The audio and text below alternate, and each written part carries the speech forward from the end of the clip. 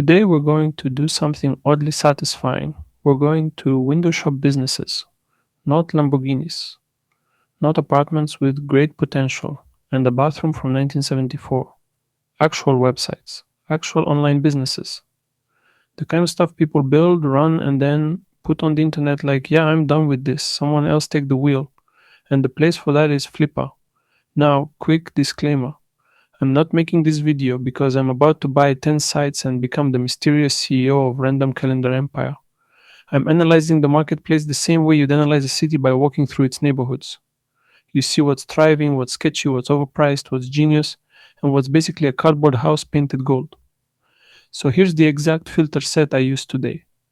Asset type, websites and online businesses monthly profit. More than $10 price range, under $500. Yes, $10. That's the threshold. Because at this level, you don't see big business. You see patterns. You see how people think. You see what small, scrappy, and niche looks like. And you see what built to flip looks like. And honestly, I'm still slightly shocked that SEO content is alive and working in 2025. Like we've got AI, we've got short form video, we've got recommendation algorithms, and yet some little website with 80 articles titled Best X for Y is still out there paying someone's Netflix subscription. Respect. But here's the bigger takeaway right away. In the under $500 segment, niche is not a strategy. Niche is survival. If you don't have marketing budgets, if you can't throw money at ads, and you don't have a brand that people already trust, then going broad is basically signing up for a fight with the entire internet. And the internet is undefeated. Niche gives you a narrow door. And the narrow door is easier to defend. So let's talk about what I noticed, what I'd watch out for, and what ideas you can steal. Ethically steal, like an artist. Because this is educational inspiration entertainment, which basically means you learn something. You get ideas, and you don't fall asleep. Alright. First thing I noticed, the marketplace is full of small but real projects. Not unicorns. Not the next Shopify. Just niche sites, digital products, small e-commerce stores, little services, micro platforms. Some of them are legit. Some of them are, how do I say it politely, a PowerPoint pretending to be a company. And you have to learn the difference fast. Because here's the brutal truth. Lots of listings are not selling a business. They are selling a story. And stories are cheap. So the first red flag category is the low quality content affiliate website, especially the Amazon affiliate type. There are tons of sites built around Amazon affiliate monetization. And to be fair, the model can work. But in the under $500 segment, you're often looking at content that feels like it was written by someone who has never seen a human product in their life. It's like best kitchen knife for cutting tomatoes in 2025. And then the article is 2,000 words about the history of knives, but somehow not one tomato is harmed in the making of the content. Now, the big risk here isn't only content quality, it's platform risk. Amazon can change rules, Amazon can reduce commissions, and Amazon can, in some cases, block or hold payments if they suspect violations or low quality traffic. I've personally had a situation where affiliate payouts got blocked on a project before, and it's a great reminder that you don't really own the revenue stream if someone else controls the faucet. Also, there's something else I heard years ago from people who build these sites. Some sellers put them on the market right when they suspect the income will start declining. So you might be buying the top of the hill. It's like buying an ice cream cone in the desert that's already melting. But the seller is like, it's premium liquid phase ice cream, very innovative. Second red flag, AdSense as the main monetization. I'm not saying AdSense is evil, it's just lazy monetization, and it can absolutely kill user experience. When your site becomes a billboard, your visitors behave like they're in a bad part of town, they look around, they don't trust anything, and they leave. Ads can work. But in many niches, if you want a healthier business, you want monetization that's more specific and more intentional. Like a digital product that solves one problem, a subscription with actual value, an affiliate offer that's tightly matched to the audience, lead generation for a service, or even partnerships with local providers. because random ads everywhere is not a strategy, it's a symptom. Now let's talk about e-commerce listings because these are fun. And by fun, I mean potentially dangerous if you don't know what you're looking at. When I see an e-commerce site for sale, one of the first things I check is how does payment work? Because payment is where fantasy meets reality. Some listings have no functional payment setup, especially Shopify stores that were built specifically to be sold.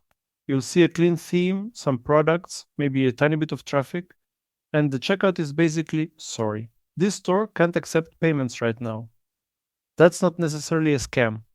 Sometimes it's intentional so the buyer can plug in their own payment processor.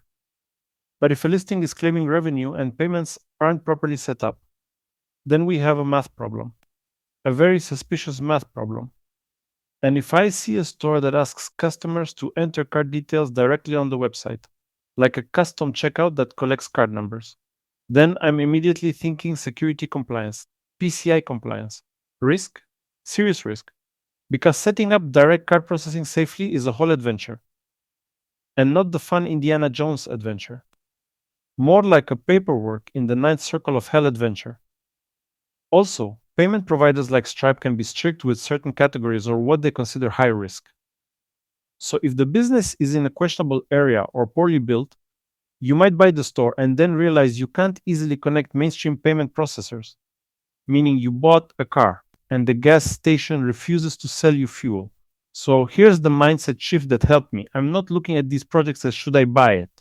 I'm looking at them as what business models exist and which ones are actually doable. Because sometimes building your own version is easier than buying, and other times buying makes sense because you're buying momentum. Domain history, index pages, some stable traffic, maybe an email list, maybe a product catalog, maybe relationships. In other words, you're buying time, and time is expensive. All right, now let's talk about a few specific examples that stood out to me and what they teach. One project I saw was a sports platform, a website claiming it connects trainers and athletes, offering calculators, to dos, financial tools, and more. On paper, sounds like a productivity dream. But here's where my skepticism kicks in. For a platform like that to work, it has to actually change behavior in an existing market. Trainers and athletes already have WhatsApp, Google Sheets, Notion, Excel, calendars, apps, wearables, a whole ecosystem. So the question is, what is the unfair advantage? Why would a trainer switch? If the listing doesn't make that crystal clear, then what you might be looking at is not a business, but a demo platform that needs real distribution to come alive. Could it still work? Yes. If it finds a narrow segment and solves one strong pain point better than anyone else. But we have many features is not a pain point. That's a buffet. People don't pay for a buffet. They pay for a meal that fixes hunger. Another interesting one, a digital product store around the theme of working from home and home office design. Things like guides, mood boards, aesthetic workspace ideas, ergonomic tips, cozy minimalism design ebooks. And I know what some of you are thinking. Why would anyone buy a guide when they can ask AI? Here's why. People don't just buy information, they buy clarity. They buy a pre made structure. They buy the feeling of I don't have to think anymore. I just follow this. AI can give you 1,000 answers. But humans get tired. Humans want the best answer in one clean package. So I actually believe there's potential here if the packaging is good. And here's what I think many of these digital product stores are missing, and it's a big one: audio. An audio version of a guide, even a short one, changes the game because now it's not just a PDF. It's something you can consume while walking, cleaning, driving, living. If I owned a business like that and the revenue numbers were real, one of my first upgrades would be audio versions of the best products. Not because it's trendy, but because it increases perceived value and reduces friction. And audio is still weirdly underused in these micro businesses. Okay, another listing, a niche calendar site for Norway. Basically, an SEO optimized site offering various calendar designs and types for the local market. This one is a perfect example of niche being powerful. It's simple, it's focused, it's local. and it can be replicated. If something works for Norway, you can potentially adapt it to other countries, other languages, other holiday systems. The interesting part is monetization, because a lot of these sites are free download, maybe ads. But there are smarter options. Add print on demand integration so people can order printed calendars, partner with local printing companies for a commission, offer free PDFs with branding, and paid custom versions without branding, sell customization, names, school schedules, work shifts, aesthetic themes. And yes, you could even compete with Etsy in that space because Etsy is full of downloadable calendars. If you can capture search traffic first, you can siphon demand. Now, I also looked at a listing claiming to be a music streaming platform earning recurring subscriptions from artists. And I'll be honest, I tried playing some tracks and some didn't work. That's not a small bug. For a streaming platform, that's like a restaurant where the food sometimes doesn't appear. Also, the music landscape has changed. Artists can distribute music widely through aggregators and get onto Spotify and other mainstream platforms. So the idea of building another Spotify competitor at microscale feels unlikely. But there is an angle where it could make sense: community. A niche music platform with a strong identity, a culture, a scene, where people support artists directly. Can work if it becomes a club, not a competitor. That's a totally different game. Less global marketplace, more scene and community. Now, another listing was selling public domain digital books, old magazines, old books, vintage content. There's a reason sellers choose old content: copyright. In many places, copyright expires after a certain period, so older works can be legally distributed. The business idea is fine, but the real value is not the website template, it's the content library. If the store doesn't have payments, doesn't really function as a business, and the main value is the collection, then buying the site isn't the core play. The core play is content acquisition and organization, meaning it's more of a content business than an e commerce business. It's an archive with a checkout. And finally, an AI services marketplace, the world's first marketplace for freelance AI services. This is where I'm like, okay, world's first is always suspicious. The internet has existed for 5 minutes and someone already claims to be first. But the idea of segmenting services by AI skills is real. The problem is Fiverr already covers everything. So how do you compete? My opinion, you don't start as a marketplace.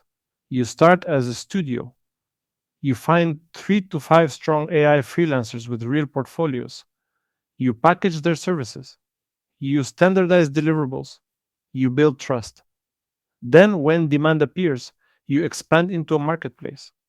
Because marketplaces are not built with features, they are built with supply and demand.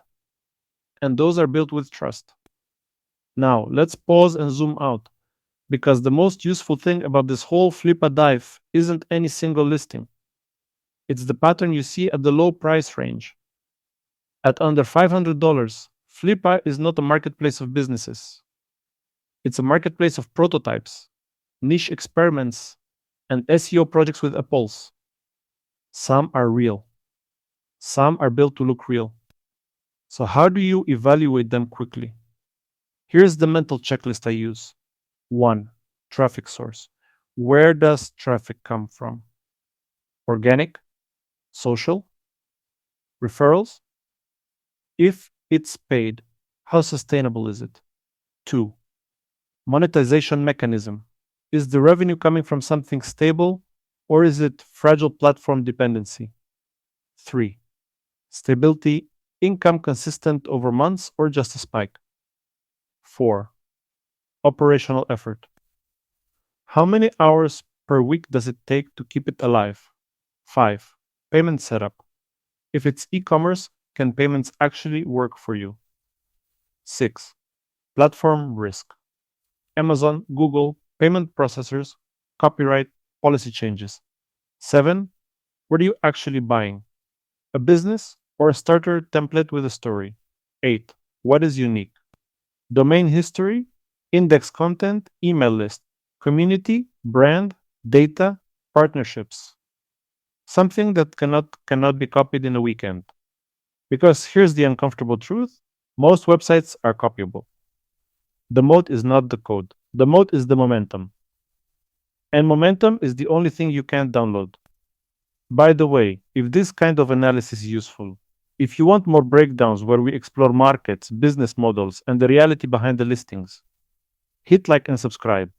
It helps the channel, and it tells me you want more videos like this instead of me randomly reviewing another AI tool that promises to make you rich while you sleep. All right, back to it. Another important point: a lot of sellers in this segment aren't selling because the business is amazing. They're selling because they're bored, they're moving on, or the business is peaking, especially SEO content sites. Sometimes they sell because the growth curve is flattening or because search updates are unpredictable. So if you're buying, you have to assume you're buying a living organism. You will need to feed it. If you buy a niche content site, you will likely need to continue content production, improve quality, build backlinks, maybe clean up old pages, maybe diversify revenue. If you buy a Shopify store, you'll likely need to build payments, improve product sourcing, build customer trust, build a brand, do real marketing. If you buy a digital product site, you'll likely need to improve packaging, add video or audio, build an email list, create a funnel, upsells, bundles, maybe a subscription. In other words, under $500, you rarely buy a finished business. You buy a starting point, which brings us to my favorite part: what you can do with this information if you're not buying anything. Because this is where Flippa becomes a research tool. You can use it to discover which micro niches have demand, what monetization models keep showing up, how people package digital products, what kinds of services get positioned as businesses, and what the common weaknesses are. Then you can build your own thing better. Like the Norway calendar site, you could replicate it for another country. Or the work from home digital product store, you could add audio and templates. Or the AI services marketplace, you could build a small agency with a curated roster first. Or public domain content, you could create deemed collections and better search and quality control. This isn't about copying, it's about learning the structure. Because most people think business ideas are rare. They're not rare. Execution is rare. So, yeah, my conclusion after this browse session is simple. In the low budget segment, niche is king. SEO is still alive, and many listings are either starter packs or peak moments. If you treat Flippa as a catalog of business models, it becomes incredibly valuable. And if you ever want, we can do follow up dives with other filters: higher price ranges, different profit thresholds, specific categories like content sites only, SaaS only, e commerce only, because the patterns change dramatically as you move up. Now, I want to hear from you. When you look at Flippa listings or any marketplace for online businesses, what would you trust more? A niche SEO site with small but steady income, or a clean e commerce store with big potential, but no real payment setup yet? And why?